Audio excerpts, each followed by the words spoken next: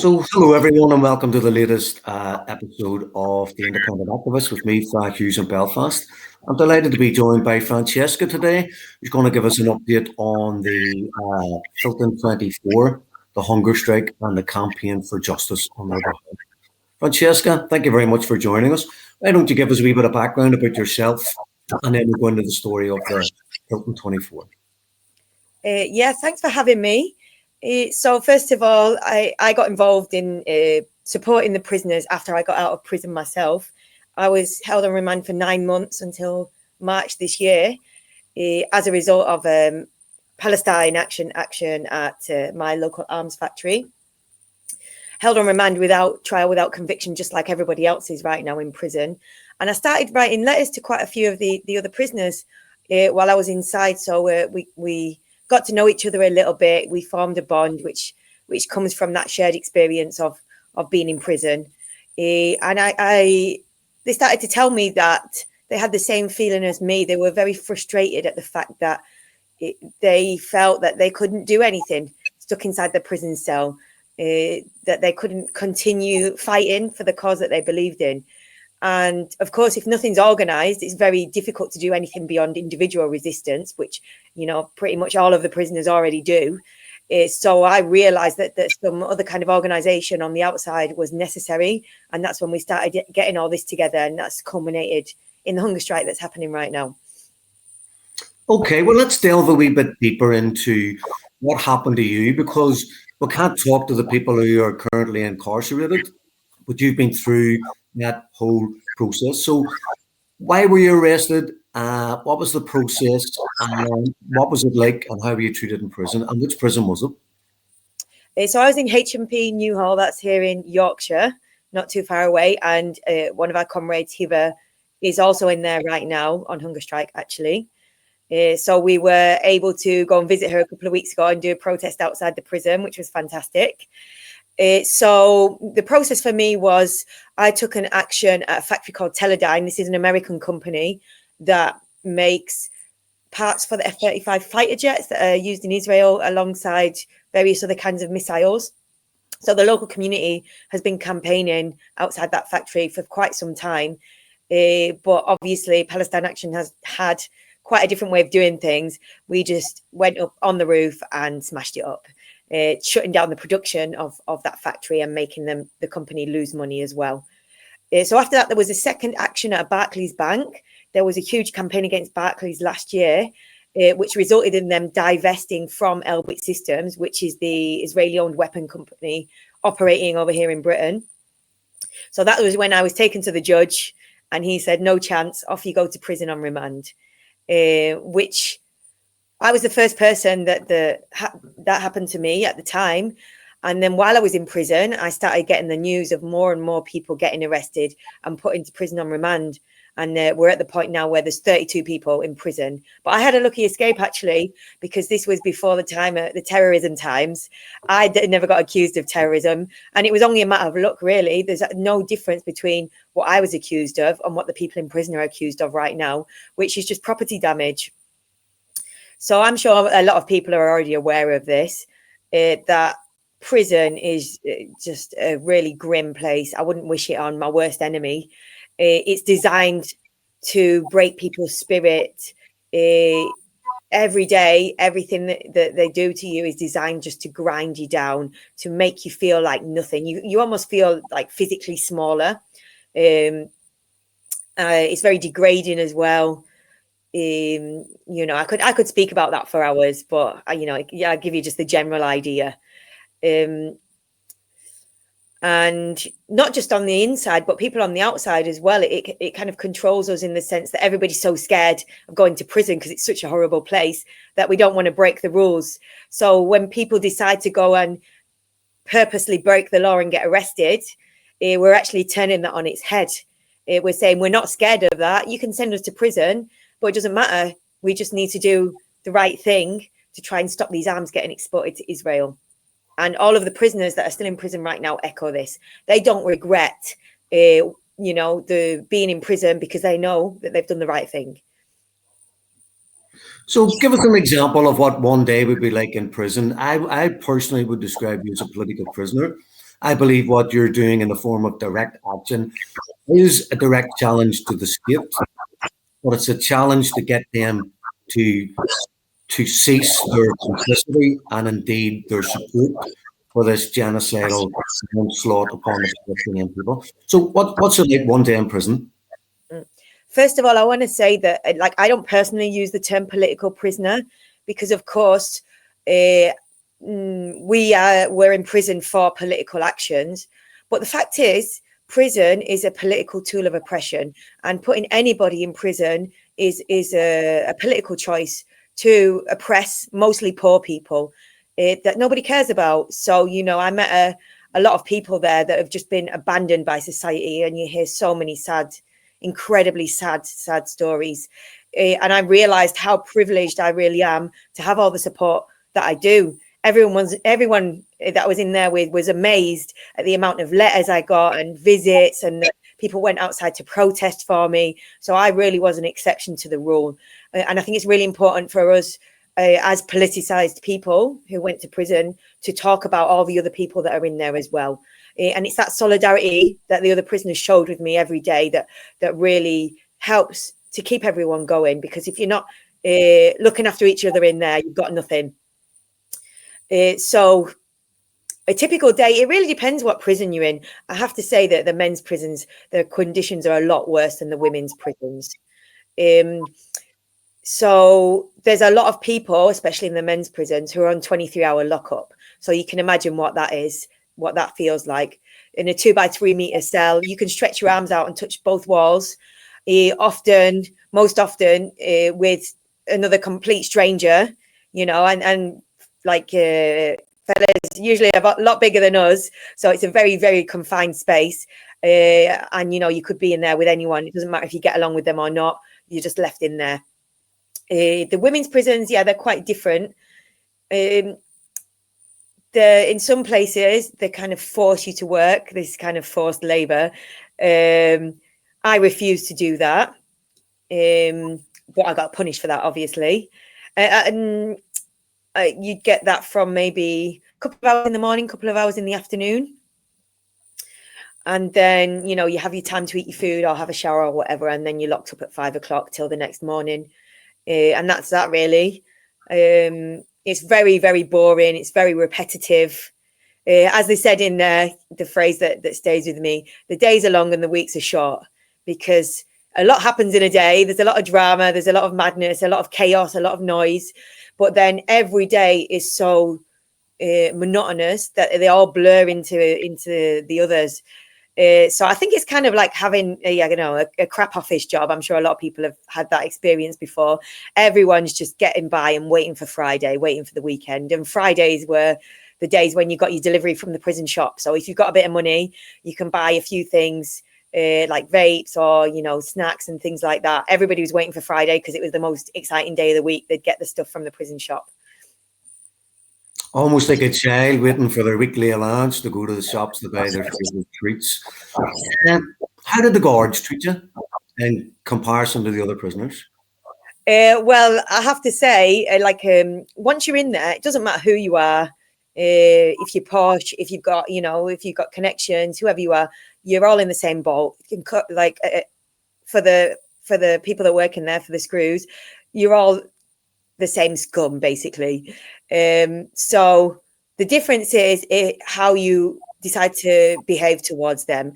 Now, obviously, I went in there, I already had my political ideas, and I've got quite a big mouth as well. So I had no problems saying it how it is to them, on a regular basis. And I was also getting out a lot of articles that I was writing. I started a blog talking about the prison corruption, the horrible treatment that people receive in there.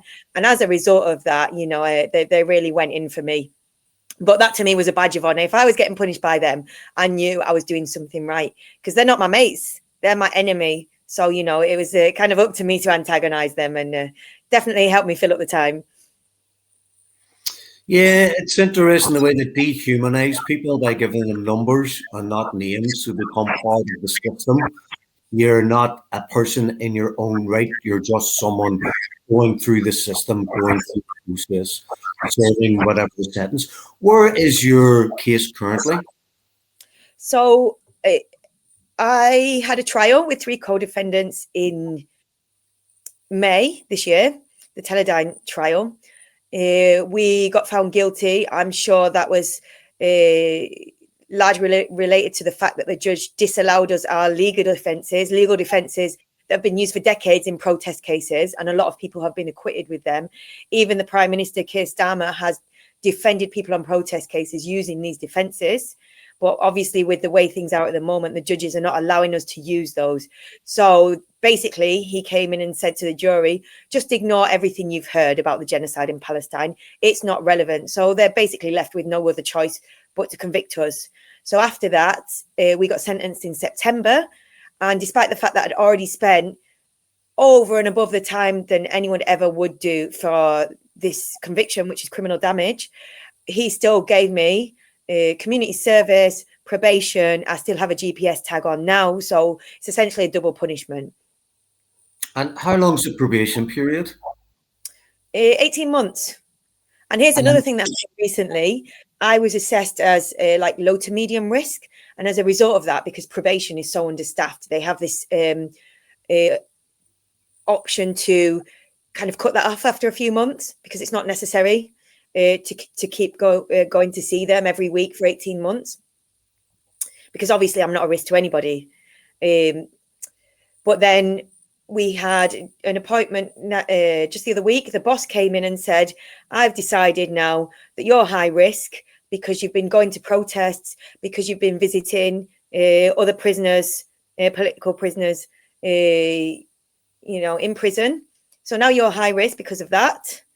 And you have to have all these extra appointments. So I can see that there's somebody here behind the scenes pulling the strings. They use this kind of prevent strategy to label us all as extremists, to use whatever way they can to continue to harass us, even when we've been through the entire process of the trial. Even after being in prison, they will continue to try and harass me in any way they can. But obviously, that's not going to work. Yeah, they're continuing with the same agenda that actually brought you before the court and put you in prison for those 9 months. The 18-month probationary period, does that imply that if you commit an offence in their eyes in the next 18 months, you have to serve a remainder of a sentence, or is your sentence fully completed? So, yes, as they said to me, if you commit another offence in this period of time, you'll go back to the judge to be resentenced. And that could be anything, really. And of course, the fear is there, not for me, not just for me, but for a lot of people, that at any point in time, counter-terror police can burst into my house in the middle of the night with a load of guns and drag me off, kidnap me, basically, and I won't have any contact with the outside world, and I'll be interrogated day and night for days on end. That's what happened to all the other people that went to prison. And we're just waiting to see now, with the whole legal process that's going on with the prescription of Palestine Action, if they decide to just do that en masse with anybody that they want, that is a definite possibility that could happen in the near future. Yeah, I think we can see by the judicial review, if I have this correct, they changed one judge to 3 judges.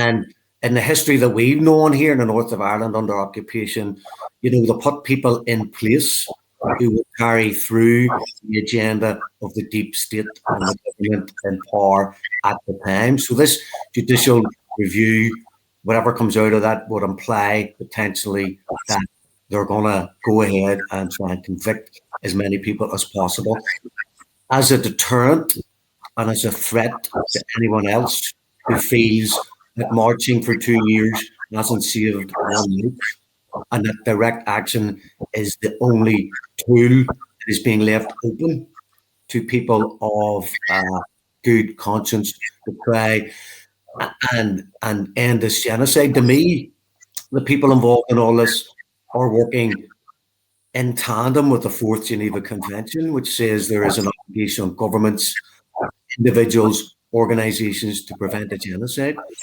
You guys should be celebrating heroes, not put in prison. So let's go on to what's happening then with the guys that have been in for, like, is it 18 months or something now? Some of them have served, and there's 6 of them on hunger strike. So there's 32 people in prison right now, as I mentioned. Some of them have been in prison for a few months, but the longest ones have been in prison for over a year now, which is way over the official time limit of 6 months. But that doesn't seem to make any difference to the state at this point. So the people on hunger strike, well, there's actually 7 people on hunger strike. There's 6 people on a full hunger strike. 4 of them are members of the Filton 24, and 2 of them are members of the Bryce Norton 5. So this was in June. 5 people allegedly broke into an RAF base in Bryce Norton and damaged 2 of these Air Force planes that are being used as spy planes. They're flying over Gaza every day and giving all of this intelligence to Israel. And directly after this was when the prescription of Palestine Action happened. So it was the perfect excuse for the British state to do this. And I will just say, when I mentioned Keir Starmer defending people with these kind of legal defenses, one of his cases was actually defending people who damaged RAF planes back about 20 years ago, I think it was. So you can see the hypocrisy that's going on there. Just incredible, really. There's one person also, Louis, who's on partial hunger strike. He's doing a strike once every 2 days, which is actually very dangerous for him because he's diabetic. But he's all of them, they're too stubborn for their own good. And he's refusing to back down on this. So we're doing everything we can to look after him. And he feels compelled to do that to support his fellow hunger strikers. We also have Uma, who last week did quite a unique thing. So Defend Our Juries are out there getting arrested on the streets. I'm sure everybody knows thousands of people arrested just for holding signs. He was the first person to do the Defend Our Juries action from inside a prison cell. So he recorded a statement that we now have up online, saying the same phrase that the people are holding on their signs, and with all the bravado that he has, said to the counter-terror police, "You know where I am, come and get me, I'm waiting for you." Fantastic courage and bravery, there's no doubt. How are they physically then, and how long have they been on hunger strike? I'm really sorry, I'm just going to have to pause because I need to plug my phone in. I'm about to run out of battery. Okay. I hope I'm sure you can edit this out afterwards. I hope so. So do I. Get one of your technical friends to do it for you.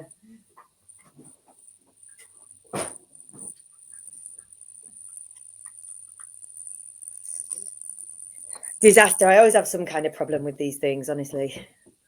Modern technology. So how long have they been in hunger strike, and how are they physically and mentally, emotionally then? Well, we're just going into the 5th week now. It started on the 2nd of November. So you can imagine now their health is deteriorating quite seriously. They're very weak. They can't stand up for long. They can't sleep properly. They're constantly freezing cold and shivering. And the cognitive ability is quite impaired now as well. So memory, making decisions, those kind of things. There's also a lot of mood swings as well. 2 people were hospitalized last week, Cameron and T. They've now been discharged. They discharged themselves because the treatment in the hospital was so dehumanizing. So once again, we can see that the state, the prison, is going above and beyond to do anything they can to harass, to intimidate, to break the strike. So they were handcuffed to the hospital bed. They even in the shower, they weren't allowed any shoes. Cameron was forced to wear one of these kind of escape suits like he saw in Guantanamo Bay. They were blocked contact with their solicitors, and in Cameron's case with his family members, which is against all the prison regulations. Just constant degrading treatment that was just completely unacceptable. And the other people that haven't been taken to hospital are absolutely not getting the adequate healthcare that they need, the basic minimum in such a drastic situation as this. So do they have demands? They've gone on hunger strike for a reason. What is that reason? Absolutely. There are 5 demands. ranging from the quite simple to the big. So we're being very bold with this because I think that's the situation that we're in. We feel it's necessary to have bold demands. So first of all, no censorship inside the prison, because there's been endless censorship of letters, hundreds of letters going missing, books, visits, phone calls, emails, political statements being blocked, all these kind of things, which is a result of the political repression. Number two, immediate bail for everyone. So not just for the hunger strikers, but for all the people that are in prison as a result of taking action.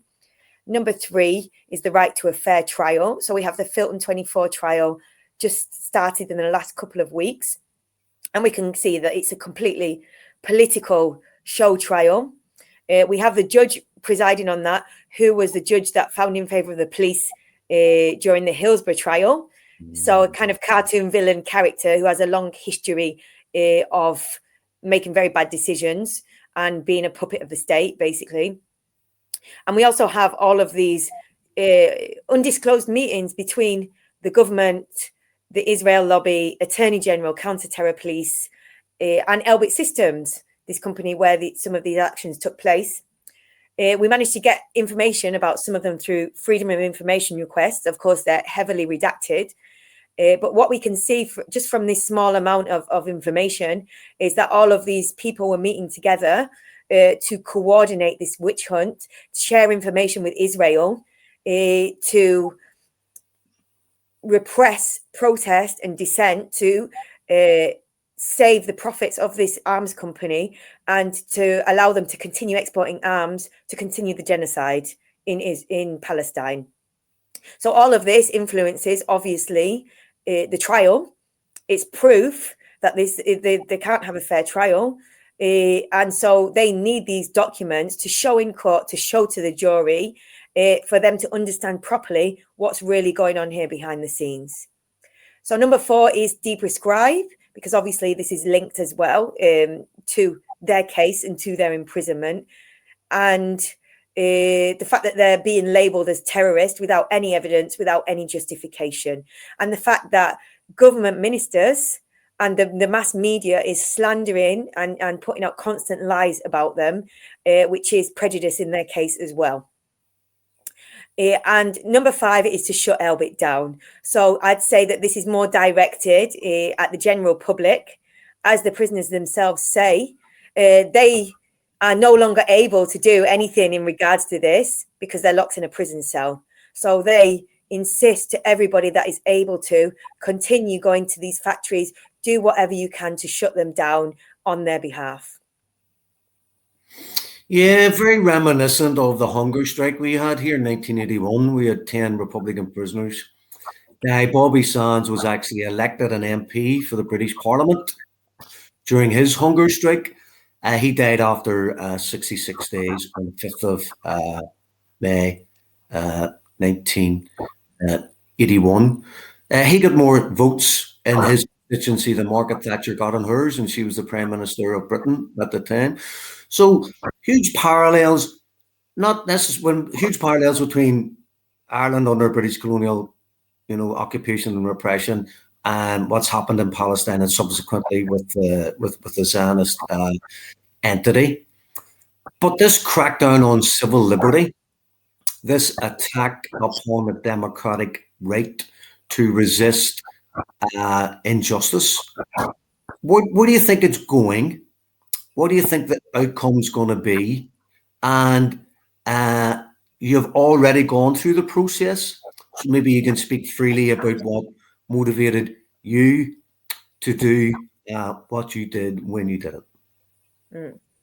So first of all, I have to say that the amount of solidarity that the prisoners have received during this hunger strike from Ireland has been absolutely incredible. And it's clear to me that the people of Ireland have a very strong tradition of hunger striking, and they remember very well their history, and they understand how important it is to support people through such a difficult experience. So I just want to thank the people of Ireland on behalf of the prisoners for that.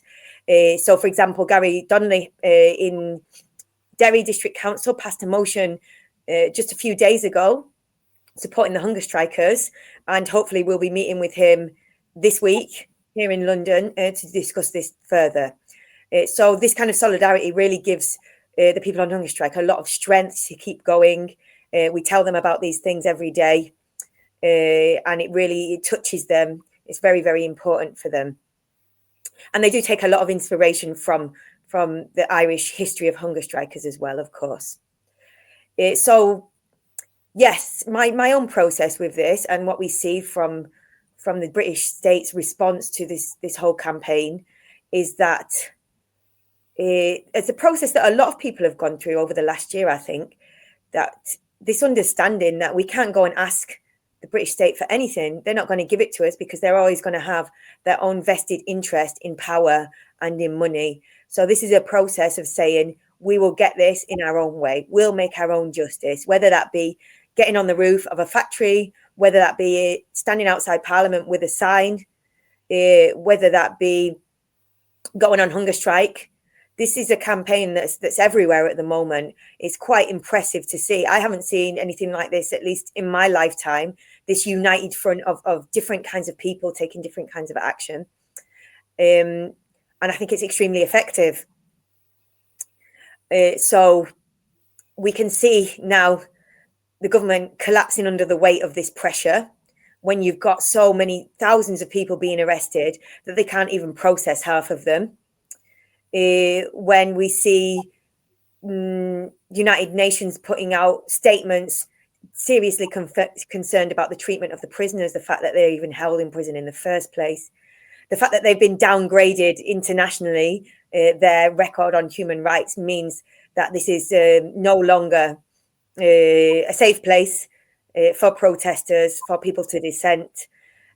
People are starting to understand this in a much more comprehensive way, even your average person on the street. And that's why the prisoners and this movement has so much support. I would say it's radicalizing people who've never really considered these kind of things before. It's a very interesting process to see. Now we have even the mainstream mass pro-Palestine organizations running to catch up with us, which is something which we'd never expect to see, actually. It's really just shifted people's opinion towards more radical action, people willing to get arrested that never would have done in the past. Yeah, we actually have a mirror organization here in the Irish Free State. That's Palestine Action Era, I believe. And 3 of them were recently arrested at Shannon Airport for trying to prevent American arms from traveling through Irish airports. You mentioned Gary Donnelly. I know Gary. He was also one of the Raytheon 9. Back in the day, they all carried out similar actions to Palestine Action in order to try and prevent weapons of war being exported from the north of Ireland.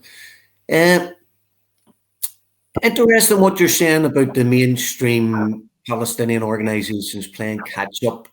I have to say, I'm an independent activist. I'm a director of Palestine Aid, a registered charity. We've been able to get or source 267,000 meals on the ground in Gaza from March 24 to September 25, which we're very proud of. But like, as this is a conversation, I'm just going to express my opinions that a lot of the mainstream Palestinian support groups are almost in some respects controlled opposition. They're working within the law. You apply for a permit to have a march. You have the police at the front, the police at the back. 10 minutes after the march is due to disperse, the police come along and say, now guys, time to go home. People go and have a beer, have coffee, go shopping, have something to eat. There's definitely a place for marching and for protest on the streets. But when people don't talk about the right of Palestinians under international law to defend themselves by any and all means necessary, and they don't seem to call out support for either direct action or for